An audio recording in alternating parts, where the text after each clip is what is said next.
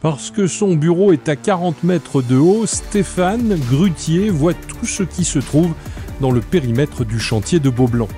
T'as vu la vue là? Beaucoup d'intérimaires, alors bon après il y a des personnes qui sont expérimentées. C'est beaucoup de concentration et de vigilant à tout. Vous gardez des souvenirs de vos chantiers comme ça? Ouais, je me fais des albums sur les chantiers. Et là je suis en grand déplacement donc avec Evan, sinon je suis du Pays Basque. Et justement par là-bas aussi, avec l'océan, je prends des belles photos, la montagne aussi. Et c'est aussi un peu notre avantage de notre métier. Bon, vous savez que vous êtes en train de construire une salle de basket dans laquelle Pau Orthez va venir souffrir. J'espère bien les revoir. J'espère voilà. Le grutier, bien qu'isolé, travaille en équipe avec ses correspondants au sol. Ils ont des talkie-walkie, la radio. Donc ils sont à plusieurs à avoir la radio et souvent ça c'est hyper important justement.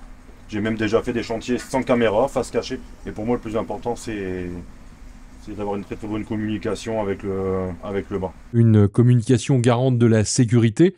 Un peu plus de 50 personnes se croisent quotidiennement entre les grues et les engins. L'opération est suivie au quotidien par un coordinateur SPS qui surveille que les entreprises aient bien le droit d'être là déjà, respectent bien un mode opératoire qui a été validé et puis que toute la coordination entre les différentes entreprises se passe bien. La circulation des piétons par rapport aux engins est délimitée par des zones de circulation.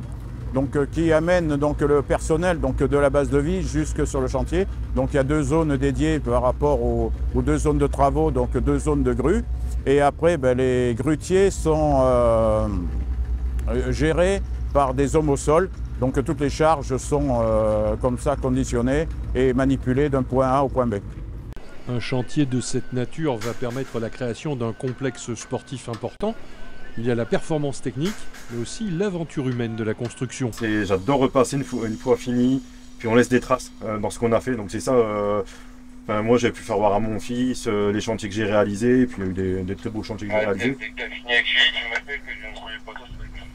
Donc quand j'aurai fini celui-là, si j'ai une occasion de repasser, c'est une fierté. Quand on se dit tiens on a travaillé là, puis on laisse des traces et un souvenir.